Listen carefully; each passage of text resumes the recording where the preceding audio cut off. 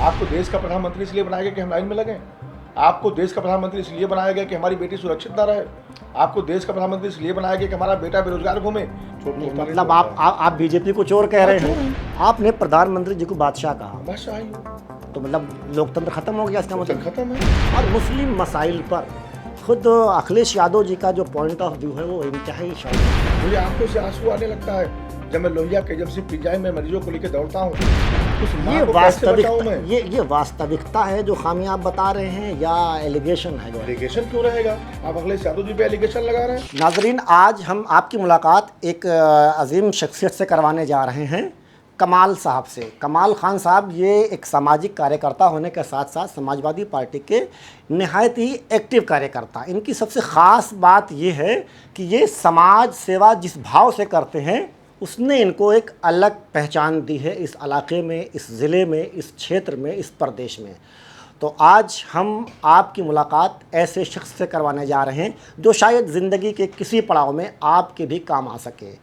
अली जनाब कमाल साहब, आपका हमारे प्लेटफार्म पर खैर मकदम है। सर, सबसे पहले तो ये कि आप गरीबों के उपचार के लिए जब उनका कोई पुरसाने हाल नहीं होता है तब आप आगे आते हैं और कहते हैं मैं आपका साथ दूंगा, आप उनका इलाज करवाते हैं और वहाँ करवाते हैं जहाँ बड़े बड़े लोग जो है सोचते हैं कि हमारा इलाज हो जाए। उन गरीबों के साथ इतना बढ़िया बर्ताव और इतना बढ़िया सेवा भाव, ये आपको प्रेरणा कहाँ से मिली?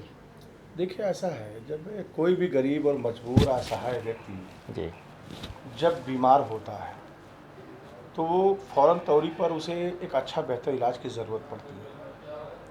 हमारा प्रयास ये होता है कि अगर बासी तहसील का या जनपद सिद्धार्थनगर का कोई गरीब परिवार या पीड़ित परिवार या असहाय परिवार या जिम्मेदार परिवार ही हो, अगर वो बीमार हो गया है तो जाहिर सी बात है कि हमारा जो मेडिकल कॉलेज सिद्धार्थनगर बना हुआ है वहाँ किसी प्रकार कोई इलाज नहीं है। केवल ड्रिप लगा देते हैं और हल्के फुल्के ट्रीटमेंट करके प्राइमरी स्टेज पर और तत्काल पेशेंट को रिफ़र कर देते हैं। पेशेंट रिफ़र गोरखपुर जाना, फिर लखनऊ जाना, फिर और जगहों पे दौड़ना, ऐसी स्थिति में कहीं ना कहीं पेशेंट की जान चली जाती है। जी। मेरा अपना प्रयास होता है कि कोई भी व्यक्ति अगर हमारे ज़िले का है या प्रदेश का या किसी जनपद का है, अगर मेरे संज्ञान में आता है तो मैं कोशिश करता हूँ कि तत्काल तौर पे उसके सही रास्ता और सही राय दे करके उसको सही तरीके जगह पे इलाज करवा दें। और मेरा अपना मानना है कि जो मेरा प्रयास है, ये इस प्रयास से काफ़ी लोग बेहतर हुए हैं। नहीं, वो ठीक है। मेरा अपना क्वेश्चन ये है कि ये आपको प्रेरणा कहाँ से मिली? मतलब ये आपका एक पॉलिटिकल फ़ायदा हासिल करना मकसद है या सेवा भाव है समाज के लिए? नहीं, देखिए, ऐसा है, किसी के जीवन के अंतिम क्षण में अगर सहयोग व्यक्ति करता है जी, तो पॉलिटिकल फ़ायदा नहीं जोड़ा जा सकता है।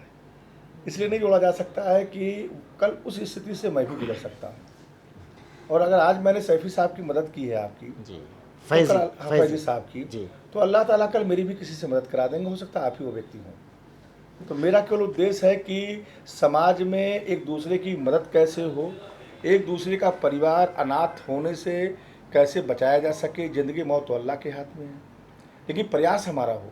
जरिया अल्लाह ने मुझे बनाया है लोगों की सेवा के लिए, तो वो जरिया हम उस पर खड़े हों। आपके सियासी कैरियर की बात करते हैं, जब इस वक्त जो है पूरा अपोजिशन भाजपा के सामने नतमस्तक, सरकार की कुरीतियों को, उसकी गलत पॉलिसियों को कोई उठा नहीं पा रहा है। आपने अभी हाल ही में बांसी एसडीएम के यहाँ एक शानदार रैली निकाल करके बेरोज़गारी, महंगाई पर धरना प्रदर्शन दिया। आप ये साहस बीजेपी के ख़िलाफ़ खड़े होने का कैसे मतलब जुटा पाते हैं? बीजेपी के पास तो जो भी बेरोजगार व्यक्ति है, जी, पीड़ित है, जो सुरक्षा से असुरक्षित हो रहा हो, उसे साहस जुटाने की क्या ज़रूरत है? क्योंकि वो पीड़ित है और पीड़ित की आवाज़ जब निकलती है तो पूरी दुनिया देखती है। नहीं, ये सरकार जो है पीड़ित को मजीद पीड़ित कर देती है, ऐसा कहा जाता है। अपोजिशन लीडर जब आवाज़ उठाता है, सर जी, अपोजिशन लीडर जब आवाज़ उठाता है तो उसके घर पर ईडी पहुंच जाती है, सीबीआई पहुंच जाती है। मुस्लिम समाज का जब आदमी आवाज़ उठाता है तो वो जो है एंटी नेशनल हो जाता है, उसके राब्ते पाकिस्तान से हो जाते हैं। अगर नॉन मुस्लिम आवाज़ उठाता है तो वो देशद्रोही कहलाता है। तो मामला ये है कि एक मुसलमान होते हुए और समाजवादी पार्टी के कैडर से होते हुए आप जब ये काम करते हैं तो कहीं ना कहीं ये बात मतलब ये क्वेश्चन बनता है कि जब सारे लोग धराशायी हैं, ऐसे में आप कैसे खड़े हो जाते हैं? हमारे साथ समाज की ताकत है, आप जैसे शानदार पत्रकार महोदय का साथ हमारे साथ है, जिसके साथ आप जैसा शानदार पत्रकार का साथ हो, जनता का साथ हो और ऊपर वाले का साथ हो, उसे किस बात का डर? ऐसा नहीं है, मैं ये नहीं कह सकता आपके बीच में कि मेरे साथ नहीं प्रयास किया गया होगा। मुझे भी तोड़ने के लिए, मुझे क्या कहते हैं, समाज में मतलब किया गिराने गया के लिए तोड़ने का प्रयास सब किया जा चुका होगा। लेकिन फर्क इस बात का है, किसी के प्रयास से ज़्यादा इम्पोर्टेंट है कि जिस पे प्रयास हो रहा है वो मजबूत कितना है।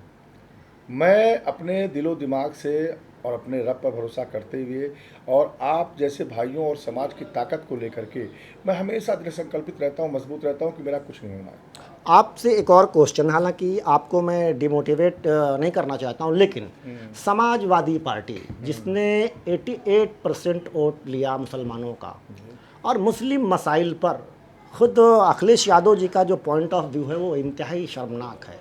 मैं ये बात नहीं जस्टिफाई कर पा रहा हूँ कि कमाल खान सपा में रहते हुए कैसे जो है अपने आप को एक मुसलमानों की आवाज़ बन सकता है या जनता की आवाज़ बन सकता है, कैसे बन सकता है जब बड़े बड़े नेता आजम खान जैसे लोग अपनी आवाज़ नहीं उठा पा रहे हैं, उनकी कोई सुनवाई नहीं करने वाला है, तो एक कमाल खान की आवाज़ कैसे जो जनता की आवाज़ बन सकती है? आपने महसूस किया इस बात को कि पूरा देश तबाह है भाजपा से? जी, आप इसने इस बात को महसूस किया और भाजपा पूरे देश को तबाह किए हुए है। हमारे लिए कोई अगर एक कदम चले तो हम 100 कदम चलने वाले लोग हैं। आज समाजवादी पार्टी ने आजम खान साहब को 10 बार विधानसभा का मेंबर बनाया, आज अपने सिंबल पर 6 बार कैबिनेट मिनिस्टर बनाया नहीं गया। उसमें उनकी अपनी कोई खिदमत आपको नहीं थी। बता रहा हूँ, जी, राज्यसभा बने, जी, ठीक, सांसद बने। देखिए, लोकप्रियता होना, लोकप्रिय होना और चुनाव जीतना और सिंबल से चुनाव जीतना, जी, दोनों में अंतर होता है। हमने कहा ना कि एक कदम अगर कोई चले हमारे साथ जी। तो हम 100 कदम चलेंगे। नहीं, सहयोग की जब आप बात करते हैं तो सहयोग जैसे एक हाथ से थोड़ी होता है, गिव एंड टेक वाली पॉलिसी चलती है। समाजवादी पार्टी ने मुसलमानों को क्या दिया? मैं अगर समाजवादी पार्टी का इतिहास उल्टूँ तो मैं हैरतज़दा रह जाता हूँ कि साल 2012 की बात है, माननीय मुलायम सिंह यादव उस वक्त ज़िंदा थे और उन्होंने वादा किया था चुनाव से पहले कि अगर हम सत्ता में आए तो हम मुसलमानों को 18% रिजर्वेशन देंगे। सत्ता में क्या, पूर्ण बहुमत में आए, तकरीबन 220 प्लस सीटें आई आपकी, ठीक है, और उसके बाद वो वादा भूल गए। इसके बाद हर बार ये समाजवादी पार्टी दावा करती है कि हम बीजेपी को हराने जा रहे हैं। 2014 का चुनाव आप हार गए, साल 2017 में आप अपनी साख नहीं बचा पाए, साल 2019 में आप चुनाव हार जाते हैं, साल 2022 में आप चुनाव हार जाते हैं, साल 2024 में आपकी सीटें आ जाती हैं पार्लियामेंट की, ठीक है, बहुत अच्छी सीटें आ रही हैं, बहुत अच्छी सीटें आ जाती हैं, लेकिन इसके बावजूद आपकी पार्टी मुसलमानों के हक में वो अग्रेशन नहीं दिखाती है जो वो अग्रेशन जो दूसरे और मामलात में दिखाते हैं। अच्छा, अपने घरों में बड़े ताले लगाते हैं आप, क्या सामान चोरों से बचा लेते हैं आप? ताला टूटता नहीं टूटता है, चोर नहीं, तोड़ता नहीं मतलब तोड़ता है। आप बीजेपी को चोर कह रहे चोर हैं? हैं, बीजेपी वाले बहुत बड़े चोर हैं। इन लोगों ने क्या किया, बीजेपी वालों ने, कि पूरे देश के वोटों को ही चोरी किया, कहीं काटा, कहीं चोरी किया, कहीं उलझाया, किसी को अनावश्यक मुकदमों में डाल दिया। बीजेपी का सिर्फ मकसद है कि चाहे कोई बड़ी घटना हो, क्यों आपको मुजफ्फरनगर की घटना समझ में आ रही है, आपको पुलवामा की घटना नहीं समझ में आ रही है? क्या खुलासा हुआ अब तक? RDX सैकड़ों हमारे जवान मारे गए, उसका खुलासा आज तक हुआ? ये तो सरकार की जिम्मेदारी थी खुलासा करने की। खुलासा क्यों, कैसे, कहाँ हो रहा है, मुझे बताओ ना।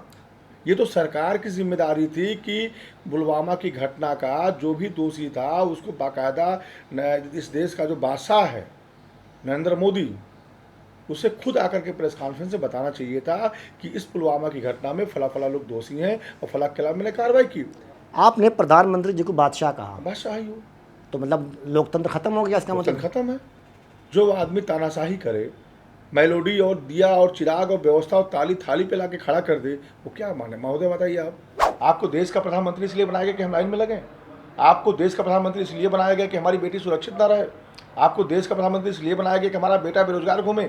आपको देश का प्रधानमंत्री इसलिए बनाया गया कि हमारे नौजवानों को धोखा वादा करके आपने कि नौकरी देंगे 2 करोड़ प्रतिवर्ष? आज कितना साल, 10 साल की सरकार होती है, 20 करोड़ नौकरियां अगर हमारे किसी देश को मिल जाए नौजवानों को, क्या वो देश पीछे रहेगा? इकोनॉमी में कहाँ चला जा रहा है हमारा देश? मेलोडी खाने पे आ गए हम। अब सोचिए अब आप। नहीं, वो कह रहे हैं बड़े फैसले, कड़े फैसले, बड़े फैसले। कौन सा कड़ा फैसला, कौन सा बड़ा फैसला? उस बड़े फैसले देश से जनहित में देश क्या विश्व फायदा? गुरु बन रहा है, इससे आपको क्या दिक्कत कौन सा है? देश गुरु? हम कह रहे हैं उनके किसी भी निर्णय से देश को क्या राहत मिल रहा है, नौजवानों को क्या फ़ायदा मिल रहा है, बहन बेटियों की क्या सब सुरक्षा क्या तय हो रही है, हमारे परिवार के लोग खुशहाल कैसे हो रहे हैं, ये डिपेंड करता है।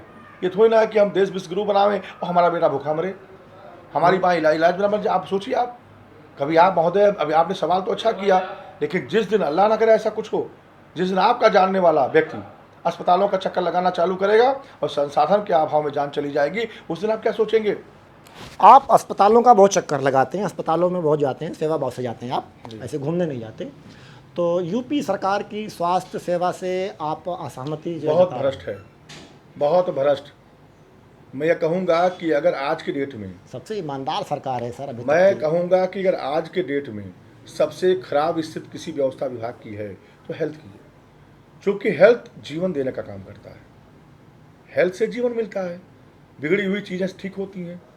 और हेल्थ में अगर वेंटिलेटर ना हो, हेल्थ में अगर आईसीयू का अभाव हो, हेल्थ में अगर महंगी दवाइयों का अभाव हो, हेल्थ में क्या कहते हैं हम चक्कर रिफ़र कराते हुए चक्कर खाते रहें, कहाँ हमारा परिवार ठीक होगा, कैसे ठीक होगा? आप मुझे बताओ। मुझे आंखों से आंसू आने लगता है जब मैं लोहिया के एजेंसी पीजीआई में मरीजों को लेकर दौड़ता हूँ और एचओडी कहता है सर हमारे पास वेंटिलेटर नहीं है, हमारे पास सर आईसीयू नहीं है। उस ये माँ को कैसे बचाऊँ वास्तविकता, मैं? ये वास्तविकता है जो खामी आप बता रहे हैं या एलिगेशन है गवर्नमेंट? एलिगेशन क्यों रहेगा? जी।